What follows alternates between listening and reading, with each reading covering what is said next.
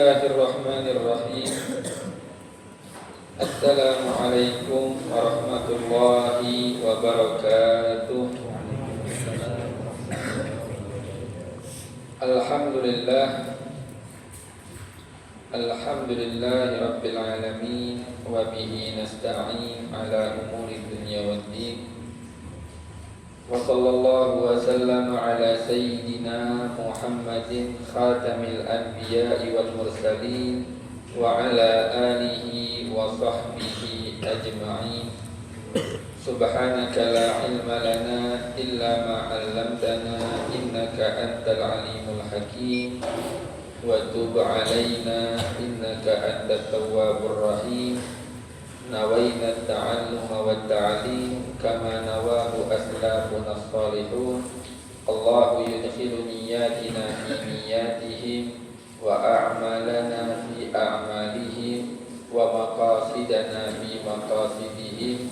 Rabbi shrah li sadri wa yassir li amri wahlul 'uqdatam min lisani yafqahu qawli wa saddid lisani wahdi qalbi bijahid nabi wa sahbi wal ali amma ba'd. Ma'asyiral hadirin wal hadirat rahimani wa rahimakumullah. Alhamdulillah, bersyukur kita kepada Allah Subhanahu wa taala yang masih memberikan taufik, hidayahnya serta inayah kepada kita semua. Dan salawat beserta salam tak lupa kita curahkan selalu kepada baginda besar Nabi Muhammad sallallahu alaihi wasallam, yang mana dengan ajaran beliaulah hati yang terasa sempit berubah menjadi terasa lapang. Kelapangan dada itu penting. Lapangnya dada itu penting, dan itu termasuk tanda kesempurnaan seorang nabi. Seorang nabi pasti diberikan dada yang lapang oleh Allah Subhanahu wa taala. Dan dada yang paling lapang adalah dadanya baginda besar Nabi Muhammad sallallahu alaihi wasallam. Dada yang lapang, musibah sebesar apapun, ujian sebesar apapun terasa ringan. Dan sebaliknya, jikalau dada sempit, maka terkadang ujian sangat ringan terasa amatlah berat. Makanya ketika Nabi Musa alaihissalam, beliau diperintahkan untuk dakwah, membawa ajaran Islam, membawa wahyu, membawa risalah kepada Bani Israel dan Fir'aun. Pertama kali yang beliau minta, Rabbi shrah li sadri, ya Allah lapangkan dadaku. Pasti bakal banyak musibah di depan. Ini beban bukan yang beban bukan yang ringan, beban yang amatlah berat yang akan dibawa sama Nabi Musa alaihissalam. Namun Nabi Muhammad sallallahu alaihi wasallam sebelum minta diberi oleh Allah, alam nashrah laka sadrak, bukankah telah kami lapangkan dadamu wahai Muhammad? Karena Nabi Muhammad sallallahu alaihi wasallam dalam kejadian Isra dan Mi'raj, walaupun musibah demi musibah, baru saja Abu Talib wafat, baru saja Sayyidatuna Khadijah wafat, ke Taif dilempari pakai bebatuan sampai berdarah-darah Nabi sallallahu alaihi wasallam. Kemudian kembali di kota Makkah, orang Makkah bukannya malah kasihan sama Nabi, malah tambah menjadi mengganggu Nabi. Setelah Isra Mi'raj, ada pelipur lara diperintahkan oleh Allah Ta'ala untuk menceritakan seluruh kejadian Isra dan Mi'raj. Pertama kali yang dijumpai Abu Jahal. Beban berat, beban yang amatlah berat. Namun kok bisa Nabi sallallahu alaihi wasallam melewati segala hal ini dengan bahagia? Kalau model kita di posisi Nabi sallallahu alaihi wasallam, terkadang kita ini baru masalah sedikit, sholat males, sholat sunnah males, wirid ditinggal, amalan-amalan baik ditinggal semua, dikarenakan dada kita ini sumpek dengan beban. Ini semua bersumber dari dada yang sempit. Dari itu sering sekali kita lihat seorang ulama, seorang kiai seorang pengajar, seorang penceramah, seorang dai, seorang yang mereka mempunyai beban-beban tanggung jawab ketika hendak memulai perkara yang mereka minta sama Allah, Rabbi shrah li sadri wa yassir li amri wahlul 'uqdatam min lisani yafqahu qawli. Ma'asyiral hadirin wal hadirat rahimani wa rahimakumullah. Alhamdulillah, kita lanjutkan lagi kajian kita, yaitu kitab Muhammad sallallahu alaihi wasallam Al-Insanul Kamil. Bismillahirrahmanirrahim. Qala al-musannif Syekh masyayikhina Abu Ya Sayyid Muhammad bin Alwi Al-Maliki Al-Hasani rahimahullah wa nafa'ana bihi wa bi ulumihi wa bi ulumikum fid dharain amin. Ar-ra'su wal jabin, kepala dan dahinya Rasulullah sallallahu alaihi wasallam.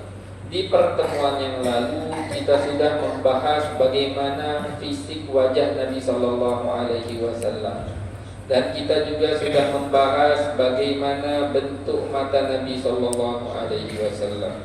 Sekarang kita masuk ke pembahasan kepala dan dahinya Rasulullah sallallahu alaihi wasallam. Pengarang kitab mengawali dengan pembahasan dahi Nabi.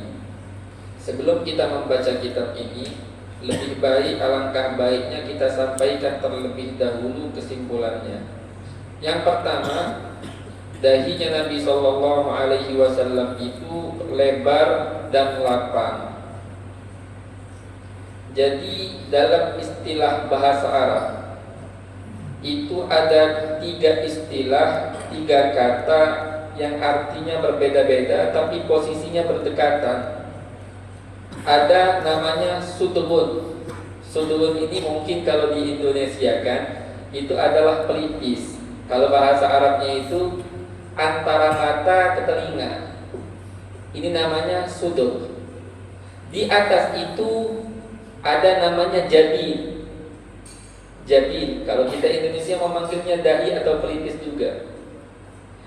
Ini jabin. Antara kedua alis kotak seperti ini, itu namanya jabhah. Jadi kalau dalam bahasa Arab, jabhah sama jabin itu beda. Nah, sampai alis segini, itu namanya jabhah. Setelah jabhah, sampai ke rambut-rambut samping ini sampai ke telinga, itu bahasa Arab namanya jabin. Agak turun sedikit, itu namanya sudhun. Orang Indonesia sering menyebutnya pelipis, yang sejajar dengan mata hingga ke telinga.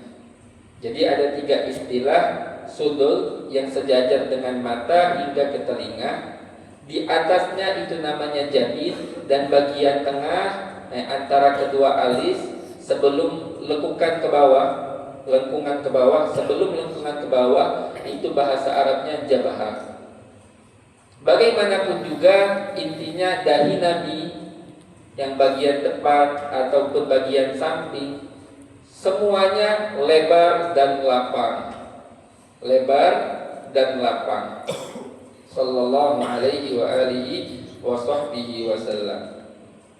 Dikatakan dalam kitab Muntahassun, wasa'atul jabin indakum mahmudatun inda kulli dhi dzauqin salim. Lapang dan lebarnya dada, lapang dan lebarnya dahi seorang itu hal yang amatlah terpuji menurut setiap orang yang mempunyai cita rasa yang sehat. Dan juga disebutkan di dalam beberapa kitab dan menurut beberapa ilmu, al-jabhatul wasi'ah tadullu 'ala zakai wal hikmah. Dahi yang luas menunjukkan kecerdasan seseorang dan kebijaksanaan seorang tersebut. Itu yang pertama. Kemudian yang kedua, rata dan tidak menonjol. Dahi Nabi memang lebar, namun tidak menonjol. Nah, ini termasuk sifat-sifat Nabi yang terkadang disalahartikan sama seorang pembaca, seorang pembelajar dalam ilmu syama'il Rasul sallallahu alaihi wasallam. Terkadang ketika membaca bahwasanya dalam hadis, dalam sirah disebutkan Nabi lebar dahinya, dia tiba-tiba langsung terbenak dalam hatinya dahinya Nabi menonjol.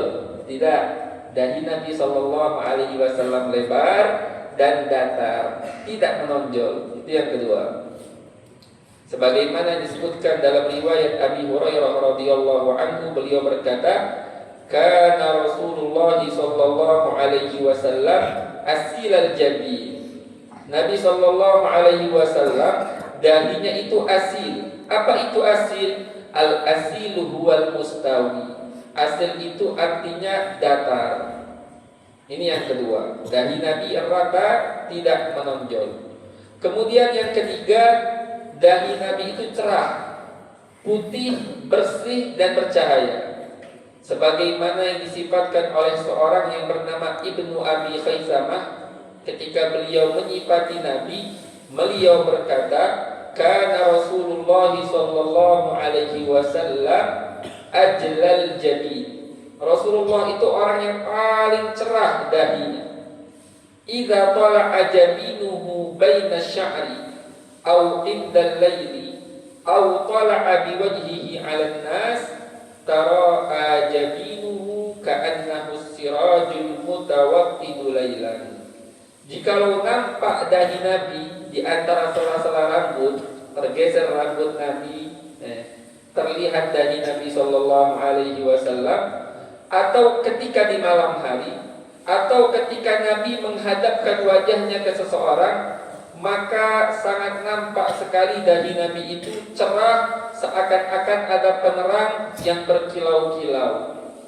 Itu sifat ketiga dahi Nabi, cerah, putih, bersih dan bercahaya. Kemudian yang keempat, sifat dahi Nabi terlihat urat yang mengembang.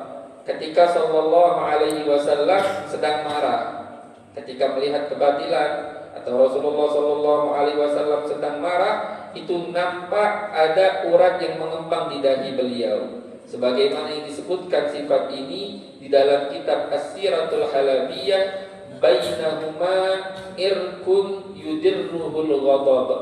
Ai idza ghadiba imtala dzalika irku daman fayadharu wa yartafi'. Jikalau Nabi sedang marah, maka mengembang urat yang sangat nampak, sangat jelas pada dahi Nabi sallallahu alaihi wasallam, menunjukkan bahwasanya Nabi amatlah serius. Ini 4 sifat pada dahi Nabi sallallahu alaihi wa alihi wa sahbihi wasallam. Qala al-musannif rahimahullah, wa amma jaminuhul karim, dan adapun dahinya Nabi yang mulia, faqad kana sallallahu alaihi wasallam wadihal jabin, cerah, jelas dahi beliau. Wa huwa makna qauli Ali, dan inilah makna ucapan Ali, saltul jabin. Wa fi riwayatin wasi'al jabin, dan dalam riwayat dahi Nabi ini luas, sebagaimana yang telah kita sebutkan tadi.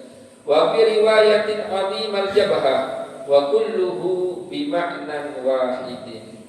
Ini sifat dahi Nabi sallallahu alaihi wasallam. Kemudian kita masuk ke sifat kepalanya Rasulullah. Jikalau kita simpulkan terlebih dahulu, kepala Nabi sallallahu alaihi wasallam itu besar, namun besarnya normal. Bukan besar yang sangat besar, besarnya normal, seimbang dengan tubuhnya beliau sallallahu alaihi wa alihi wa sahbihi wasallam. Jadi ada satu sifat pada diri Nabi yang sering disifatkan oleh para sahabat, Nabi itu mutanasibul khilqah. Anggota-anggota tubuhnya itu seimbang. Jikalau disebut dalam kitab sejarah tentang sifat-sifat Nabi, kepala Nabi besar, contoh tulang Nabi besar, atau bibir Nabi tipis, atau semisalnya, tipis dalam artian yang cocok dengan anggota tubuh beliau. Karena sebagaimana yang disifatkan oleh sahabat, Nabi itu mutanasibul khilqah, anggota-anggota tubuhnya seimbang, cocok, sesuai dengan tubuh Nabi. Jadi kepala Nabi besar sesuai dengan tubuh beliau sallallahu alaihi wa alihi wa sahbihi wasallam. Jadi kalau dilihat cocok, tidak kekecilan, tidak kebesaran, sesuai. Namun jikalau dibandingkan dengan kepala orang lain, kepala Nabi Shallallahu Alaihi Wasallam tergolong kepala yang besar, namun besar yang normal. Ini yang pertama, besar, normal, seimbang dengan tubuh beliau.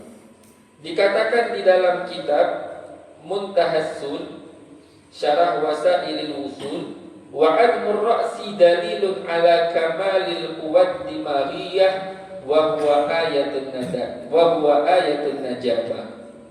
Besarnya kepala itu menunjukkan sempurnanya kekuatan otak Nabi, dan termasuk tanda kecerdasan seseorang kepalanya lumayan besar. Dan orang-orang Arab dari zaman dahulu dan bahkan selain orang Arab pun, orang-orang yang mempunyai pengetahuan dalam tubuh manusia, mereka menyatakan bahwasannya kepala yang agak besar biasanya lebih dominan, orang tersebut lebih cerdas ketimbang yang lain.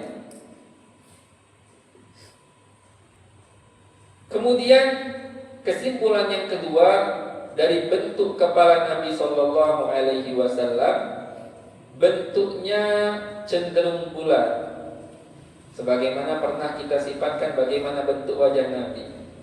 Bentuknya cenderung bulat, tidak terlalu bulat dan tidak lonjong.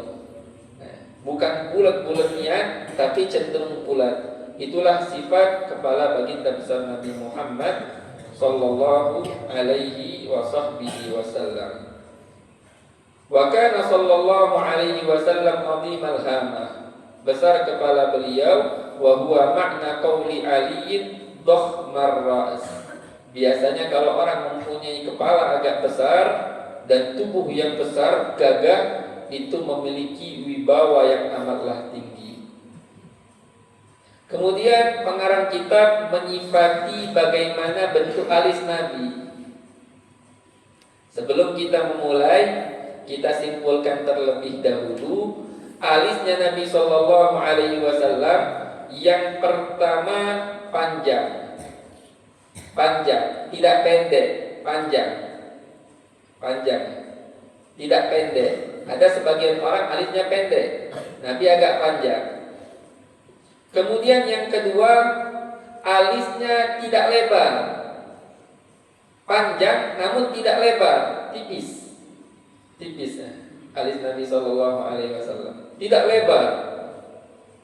Kemudian yang ketiga, melengkung indah.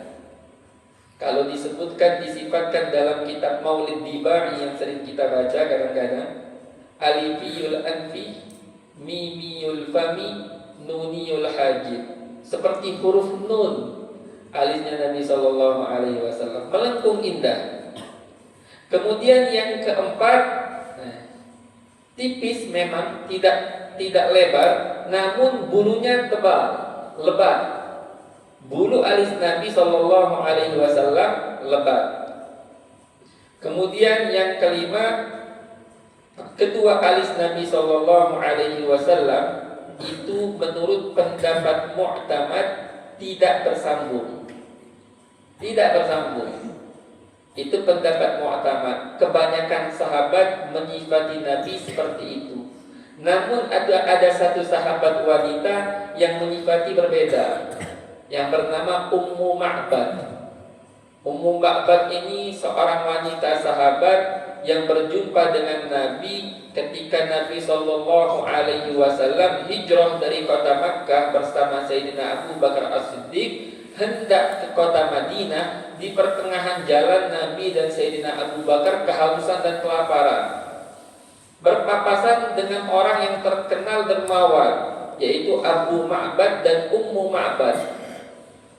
Ketika itu Nabi Shallallahu Alaihi Wasallam hendak meminta minuman daripada minuman kambing, susu kambing mereka ini. Namun mereka mengatakan, tidak punya, kambing ini lagi tidak ada susunya, kering.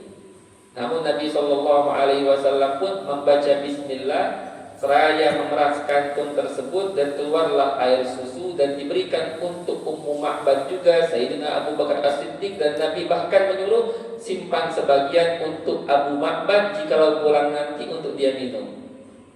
Malah dapat untung Ummu Ma'bad, bukannya rugi, dapat untung. Yang awalnya tidak keluar susu, malah keluar susu dengan berkahnya Nabi sallallahu alaihi wa alihi wasallam. Nah, Ummu Ma'bad ini menyifati Nabi.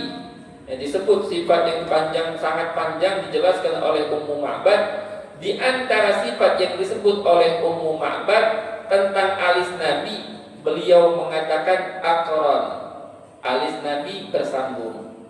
Tapi para ulama mengatakan ini riwayat tidak sekuat riwayat-riwayat sahabat yang lain, karena rata-rata sahabat meriwayatkan alis Nabi tidak bersambung. Namun ada ulama yang menengah-nengahi kedua riwayat ini.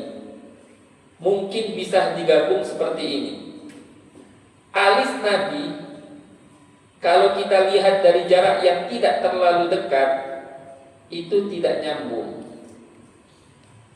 Namun jikalau kita lihat dari dekat dan kita perhatikan betul-betul perhatian, itu bakal didapati ada sedikit nyambung tapi samar-samar. Jadi kita bisa nyatakan kurang lebih seperti ini, alis Nabi tidak nyambung, atau nyambung namun nyambungnya ini samar-samar. Perlu diperhatikan dengan tekun dari jarak yang sangat dekat. Itu alisnya Nabi sallallahu alaihi wasallam. Jadi kalau kita ulang, ada 5 kesimpulan. Panjang, kemudian tidak lebar alias sempit. Yang ketiga, namun bulunya lebat. Yang keempat, melengkung indah seperti huruf nun, sebagaimana yang sering kita dengar di Maulid Biba. Kemudian yang kelima, kedua alis beliau tidak bersambung, atau bisa kita katakan bersambung namun samar-samar, dan ini hanya bisa dilihat dari jarak yang sangat dekat, dan itu pun dengan betul-betul perhatian dengan seksama. Itu alisnya baginda besar Nabi Muhammad sallallahu alaihi wasallam. Wa kana sallallahu alaihi wasallam azajjal hawajib. Alisnya beliau itu zaj. Apa itu zaj? Az-zajju diqqatul hajibain fi tul. Sempit alis Nabi, tidak lebar, fi tul, namun panjang. Sawabihu fi ghairi qarat, panjang tapi tidak nyambung. Ai anna hajibaihi tawilani tamani lakin ghairu mujtami'aini wala muttasilain. Ini sifat alis Nabi. Jadi kita sudah menjelaskan 3 pembahasan tadi barusan. Dahinya Nabi, kepala Nabi sallallahu alaihi wasallam, dan kemudian alis Nabi sallallahu alaihi wasallam. Kemudian kita masuk ke pembahasan selanjutnya, al-anfu, sifat hidung Nabi sallallahu alaihi wasallam.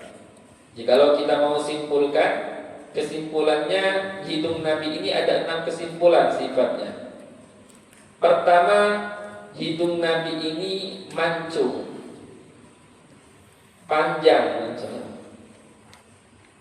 Hidung Nabi mancung, dan subhanallah, dari ujung, dari sela-sela mata ini, itu sudah mulai tinggi, sudah agak tinggi jaraknya dari cekungan mata ini, agak tinggi.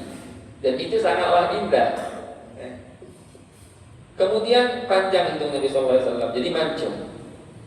Yang kedua, di tengah-tengahnya ada sedikit tonjolan, hanya sedikit, tidak terlalu berlebihan, ada sedikit tonjolan. Yang ketiga, ada sedikit lengkungan halus, sedikit saja lengkungan. Tidak terlalu melengkung sampai tajam, tidak, sedikit lengkungan. Kemudian yang keempat, ujungnya hidung Nabi tipis. Kalau mau mancung, hidung ujungnya tipis indah. Kalau besar kurang indah. Ujungnya agak tipis. Kemudian yang kelima, lubang hidung Nabi Sallallahu Alaihi Wasallam itu sempit dan rapi, tidak besar, sempit dan rapi. Dan yang keenam, sangat sering dilihat oleh sahabat, hidung Nabi ini cerah dan bercahaya, bersinar, sallallahu alaihi wa alihi wa sahbihi wasallam. Sebagaimana ini disifatkan oleh anak tiri beliau, Ibnu Abi Halah. Jadi Khadijah bintu Khuwailid itu sebelum menikah dengan Nabi sallallahu alaihi wasallam pernah menikah dengan dua lelaki. Lelaki pertama meninggal, suami kedua meninggal. Nah, ini semuanya punya anak. Nah, ada di antara suaminya Khadijah itu yang bernama Abu Halah. Abu Halah ini punya anak namanya Halah. Halah Ibnu Abi Halah. Nah, ini anak tirinya Nabi. Termasuk sahabat yang paling banyak meriwayatkan tentang bagaimana sifat-sifat fisik Nabi, yaitu anak tirinya Nabi, Halah bin Abi Halah. Ada satu lagi namanya anaknya Hindun bin Abi Halah radhiyallahu anhu. Beliau menyifatilah aqnal irni lahu nurun ya'lu. Hidung Nabi mancung dan ada cahaya yang sering bersinar pada hidung Nabi sallallahu alaihi wasahbihi wasallam. Aqnal anfi wa huwa irtifa'u a'lahu. Tinggi, bagian atasnya meninggi. Jadi dari cekungan ini ke ujung tulang pertama itu agak sedikit tinggi. Wahdidabu wasatihi, dan ada sedikit tonjolan di tengahnya. Wasubugi torofihi, dan panjang hingga ke ujung. Awutu wasatil kosobah, sama ada sedikit tonjolan di tengah batang hidung Nabi. Wadikul min kharaini, dan lubang hidungnya sempit dan rapi. Itu sifat hidung Nabi sallallahu alaihi wasallam. Sudah banyak alhamdulillah yang kita baca, sifat wajah Nabi, sifat mata Nabi, sifat kepala Nabi, dahi Nabi, hidung Nabi, alis Nabi sallallahu alaihi wasallam. Kemudian yang terakhir yang disebut sama pengarang kitab, al-fam, mulut Nabi sallallahu alaihi wasallam. Sebelum kita membaca kitabnya, mau kita simpulkan terlebih dahulu, mulut Nabi pertama lebar, tidak kecil. Lebar, tidak kecil. Mulut yang lebar disebutkan oleh para ulama, mulut yang lebar mamduhun indal Arab, itu terpuji di kalangan Arab. Kenapa? Lidalalatihi alal fasahah wa sa'atil balaghah. Karena itu biasanya menunjukkan orang tersebut pasti fasih. Kalau orang mulutnya lebar, mengucapkan makhraj huruf itu lebih fasih umumnya. Dan Nabi sallallahu alaihi wasallam adalah orang Arab yang paling fasih. Nabi sallallahu alaihi wasallam bersabda, "Ana afsahu man nataqa bid-dhad." Aku orang yang paling fasih yang mengucapkan huruf dhad. Huruf dhad itu huruf yang paling sulit menurut orang Arab. Paling sulit untuk dikeluarkan. Bahkan orang Arab pun sebagian kesulitan. Kalau orang Arab zaman jahiliyah dulu, yang menjadi pembeda antara orang Arab murni dan selain orang Arab murni yaitu huruf dhad. Kalau orang-orang Arab kelas atas, dia dapat mengeluarkan huruf dhad dari dua sisi gerahamnya, dan ini sangat jarang sekali orang yang bisa melakukannya. Di antara yang bisa melakukannya Sayyidina Umar bin Khattab, dan yang paling bagus melakukannya yaitu Rasulullah sallallahu alaihi wasallam. Jadi sifatnya mulut Nabi itu lebar, tidak sempit. Adapun bibir Nabi, ada yang mengatakan tidak ada riwayat yang betul-betul jelas meriwayatkan bagaimana bentuk bibir Nabi, warnanya atau tebal atau tipisnya. Namun ada seorang ulama ahli sirah, beliau mengarang kitab Al-Misbahul Mudhi. Beliau mengatakan bibir Nabi itu raqiqus syafadain, tapi tidak menyebutkan warna. Jadi dalam sifat Nabi ini, kalau tidak ada riwayat, tidak bisa membuat-buat, tidak boleh buat-buat. Lihat dari mimpi langsung kita menyifatkan, oh Nabi itu di masa hidupnya sifatnya seperti ini. Dah. Jadi orang yang melihat Nabi Shallallahu Alaihi Wasallam di alam mimpi belum tentu itu wajah asli Nabi di masa hidup beliau. Karena orang yang melihat Nabi Shallallahu Alaihi Wasallam di alam mimpi itu tergantung kekuatan hati hamba tersebut, tergantung kadar cahaya yang ada pada hamba tersebut. Dan orang yang bisa melihat wajah Nabi sesuai dengan masa hidupnya Nabi Shallallahu Alaihi Wasallam dulu di kehidupan dunia ini, itu para waliullah, kekasih Allah yang makamnya sudah tinggi. Kita ini mimpi Nabi, alhamdulillah. Mimpi Nabi, alhamdulillah. Wallahu a'lam. Mata ini pun ada.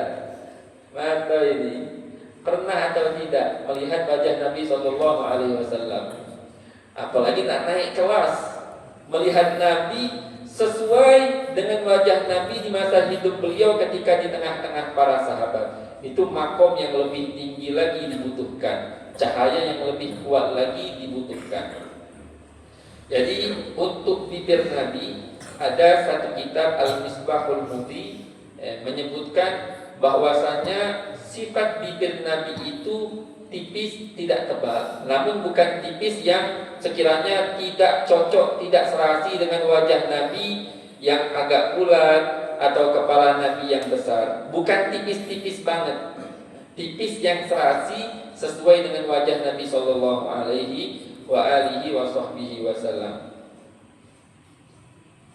Yang menyebutkan sifat ini seorang utusan Nabi ke Raja Muqawqis, Raja Mesir. Kan Nabi Shallallahu Alaihi Wasallam setelah Sulhul Hudaybiyah, Nabi mengirim utusan demi utusan ke raja-raja tetangga, ke Raja Romawi, Raja Persia, diajak agar masuk ke dalam ajaran Islam. Di antaranya Raja Muqawqis. Raja Muqawqis bertanya kepada utusan Nabi itu, bagaimana sifat Nabi? Disifati dengan sifat yang panjang. Di tengah-tengah sifat tersebut dia mengatakan raqiqus syafatain. Nabi Sallallahu Alaihi Wasallam tipis bibirnya, tapi dikatakan bukan terlalu tipis sekiranya tidak serasi dengan wajah Nabi. Ini yang kedua. Kemudian yang ketiga, gigi Nabi Sallallahu Alaihi Wasallam, gigi beliau disebutkan di dalam kitab Syama'il Nabi Sallallahu Alaihi Wasallam. Gigi Nabi itu asnab. Asnab itu apa? Abyadul asnan ma'abariq wa tahdidin fiha. Gigi Nabi putih cerah dan juga ada sedikit lancip. Subhanallah, setiap gigi itu sama rata. Tataannya itu pas rata. Agak sedikit lancip namun rata, sedikit lancip. Nah kalau zaman sekarang ini rata-rata udah asli, giginya ada apa sistemnya. Sekarang ini ada ilmu apa kecantikan itu. Dirata ganda. Ini kurang bagus karena di situ ada bentuk taghyir khalqillah, mengubah asal penciptaan dari Allah Subhanahu wa Ta'ala. Jadi sifat yang ketiga, gigi Nabi itu putih berkilau dan agak lancip dan juga sangat rapi. Al-fam, dhali'ul fam, ay 'azimuhu. Wal arabu tamdahu 'azimal fam wa tadummu saghirahu. Dan orang Arab mereka menganggap bagus, memuji mulut yang lebar, dan mereka tidak menyukai dan mencela mulut yang kecil. Mufallajal asnan. Nah, sifat gigi Nabi juga lupa kita sebutkan tadi. Mutaba'idun ma bainal asnan. Gigi Nabi agak renggang. Gigi Nabi Sallallahu Alaihi Wasallam agak renggang, tidak terlalu rapat, tapi tidak renggang yang terlalu berlebihan. Agak renggang. Asnab ay tayyibal fam. Mulut Nabi intinya bagus. Aflajat saniyatain buraqas sanaya. Gigi beliau berkilau-kilau sallallahu alaihi wa alihi wa sahbihi wasallam. Dan ada lagi sisa-sisa sifat Nabi yang lain yang tidak disebutkan dalam kitab syama'il yang lain. Di antaranya Nabi Shallallahu Alaihi Wasallam dadanya lebar, gagah, tulang bahu, tulang lutut, tulang siku Nabi Shallallahu Alaihi Wasallam besar, menunjukkan lelaki yang gagah. Dan Nabi Shallallahu Alaihi Wasallam dada dan perutnya rata, tidak buncit, rata dada Nabi Shallallahu Alaihi Wasallam. Dan saking kuatnya tulang-tulang dan tubuh Nabi Shallallahu Alaihi Wasallam, jikalau Nabi berjalan itu hempasannya agak kuat. Kenapa bisa kuat?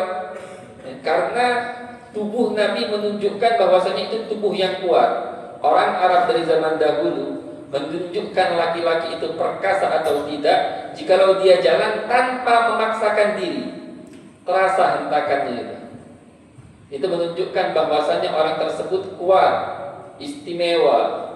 Namun kalau andai kata jalan tidak kata bunyi sama sekali, berarti bukan tubuh yang kuat. Nabi Shallallahu Alaihi Wasallam disifatkan sifat Nabi saking kuatnya tubuh Nabi dan semangatnya Nabi Shallallahu Alaihi Wasallam berjalan, bahwasanya beliau itu seakan-akan orang yang sedang berjalan dari tempat yang curam. Hentakannya itu agak lumayan kuat, menunjukkan Nabi Shallallahu Alaihi Wasallam kuat dan bukan tipe orang pemalas.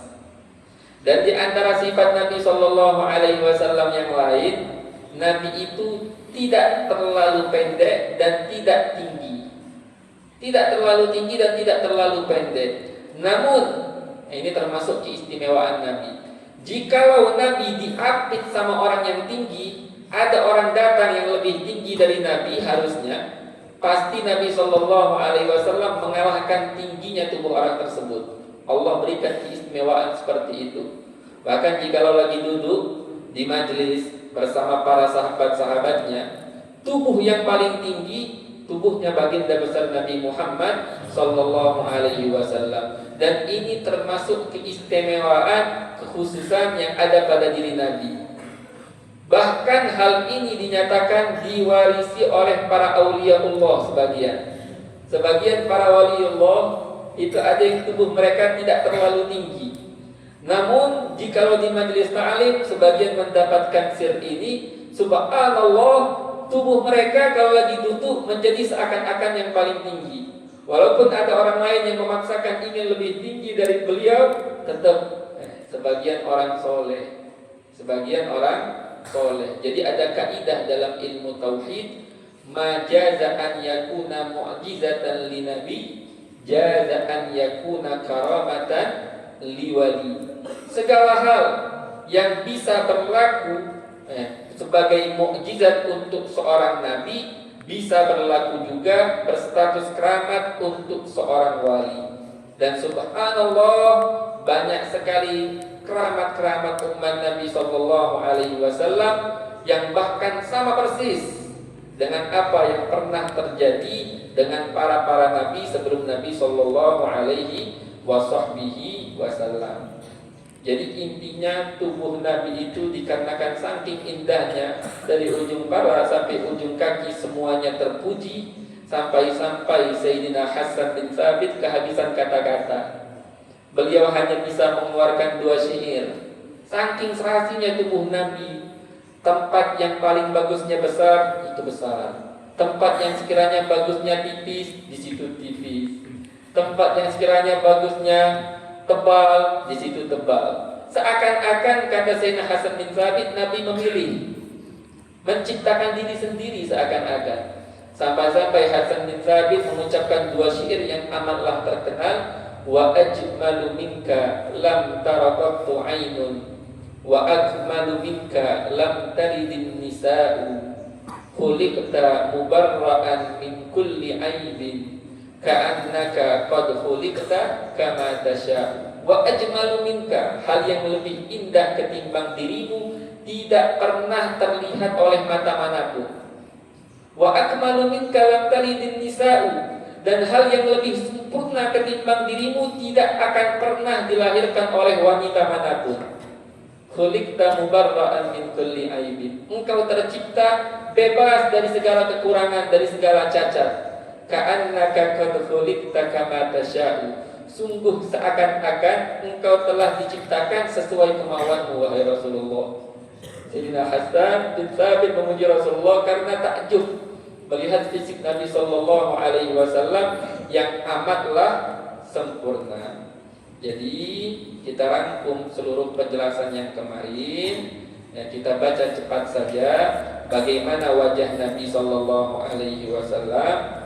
Kemarin kita sudah sampaikan wajah Nabi satu cerah bercahaya, dan di dua momen lebih bercahaya, ketika Nabi tersenyum dan ketika Nabi berkeringat. Kemudian yang kedua, bentuk wajah Nabi cenderung bulat, tidak panjang dan tidak terlalu bulat. Kemudian yang ketiga, warna wajah Nabi warnanya putih kemerah-merahan, cerah, bukan putih pucat, bukan juga gelap atau coklat. Kemudian yang keempat, kulit wajah Nabi halus dan bersih. Dan yang kelima, wajah beliau amatlah tampan. Itu tentang wajah Nabi yang pernah kita sampaikan. Kemudian mata Nabi Sallallahu Alaihi Wasallam yang pernah kita sampaikan juga. Kesimpulannya, mata Nabi Sallallahu Alaihi Wasallam dari segi bentuk, satu, matanya besar namun tidak terlalu besar, sesuai dengan tubuh Nabi. Kemudian yang kedua, bulu mata Nabi lebat, panjang, lentik. Yang ketiga, bagian putih mata itu putihnya jernih, namun ada sedikit campuran tipis kemerah-merahan, campuran tipis saja, kemerah-merahan alami, bukan merah karena sakit atau kemasukan debu, kemerah-merahan alami. Kemudian yang keempat, bagian hitamnya hitam pekat. Adapun bagaimana tata cara Nabi memandang sudah pernah kita sampaikan, namun tidak kita ulangi lagi. Kita hanya ingin mengulang bentuk-bentuk fisik Nabi agar dapat kita ingat dan dapat kita ajarkan terlebih khusus terhadap anak-anak kita yang masih muda. Diajarkan dari kecil biar ada kerinduan dengan Nabi Sallallahu Alaihi Wasallam.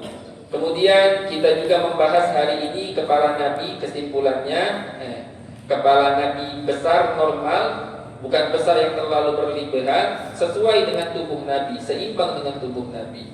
Yang kedua, bentuknya cenderung bulat, tidak terlalu bulat dan tidak lonjong. Itu kepala Nabi. Kemudian dahi tadi yang kita sampaikan. Ada 4 sifat. Satu, dahinya Nabi lebar dan lapang. Yang kedua, putih bersih, cerah dan bercahaya. Yang ketiga, rata tidak menonjol. Yang keempat, ketika Nabi Sallallahu Alaihi Wasallam marah, terlihat urat di dahi Nabi Sallallahu Alaihi Wasallam.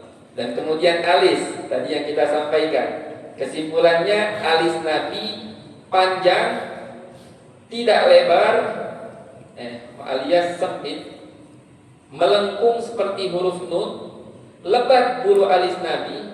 Kedua alisnya tidak bersambung atau bisa dikatakan bersambung, namun dari jarak yang sangat dekat dan itu pun samar-samar.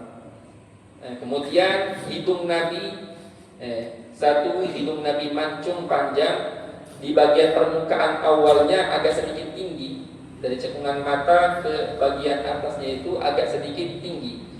Kemudian mancung hidung Nabi. Yang kedua, lengkungannya ada sedikit lengkungan halus. Kemudian yang ketiga, ada sedikit tonjolan di tengah. Yang keempat, ujungnya tipis. Kemudian yang kelima, lubang hidungnya itu agak sempit dan rapi. Dan yang terakhir, pembahasan yang kita sampaikan seputar mulut Nabi. Mulut Nabi lebar, tidak kecil. Lebar, tidak kecil. Adapun bibir Nabi Sallallahu Alaihi Wasallam, kita hanya menemukan dalam satu kitab Al-Misbahul Mudi. Bibir Nabi Sallallahu Alaihi Wasallam tipis, tidak tebal, namun sesuai, tidak terlalu tipis. Kemudian gigi Nabi Sallallahu Alaihi Wasallam, gigi beliau putih berkilau dan agak lancip dan sangat rapi, tertata rapi, samurato. Tidak kata gigi yang lebih bawah atau yang lebih atas, tidak. Sallallahu alaihi wasallam. Mungkin sekian dari kami. Apabila ada kata-kata yang salah, kami minta maaf, dan kepada Allah kami memohon ampun. Adapun sebagian yang tidak disebutkan, warna bibir Nabi, warna lidah Nabi, atau hal-hal lain, warna gusi Nabi Sallallahu Alaihi Wasallam, berarti tidak diriwayatkan atau kami yang belum menelaah hal tersebut. Karena dalam permasalahan syama'il ini, sifat-sifat Nabi, kita tidak bisa membuat-buat. Ini semua murni riwayat daripada para sahabat. Sekian, wal-afu minkum, wassalamualaikum warahmatullahi wabarakatuh.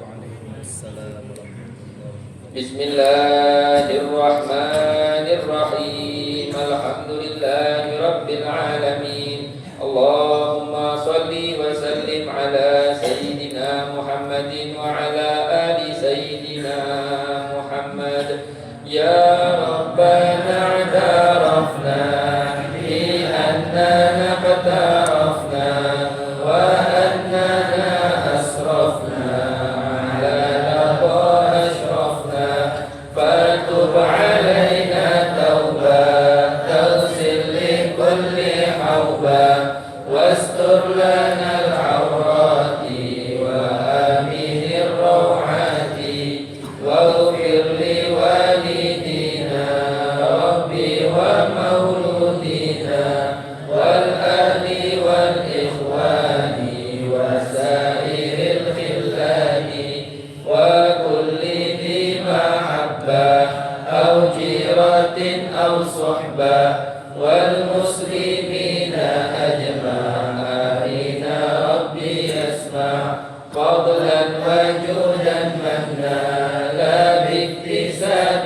منا بالمصطفى الرسول نحظى بكل سول بالمصطفى الرسول نحظى بكل سول بالمصطفى الرسول نحظى بكل سول صلى وسلم ربي عليه عد الحب وآله والصحب عدد طش السحب والحمد لله في البدء والتناهي سبحانك اللهم وبحمدك أشهد أن لا إله إلا أنت أستغفرك وأتوب إليك وصلى الله على سيدنا محمد وعلى آله وصحبه وسلم والحمد لله رب العالمين. السلام عليكم ورحمة الله وبركاته.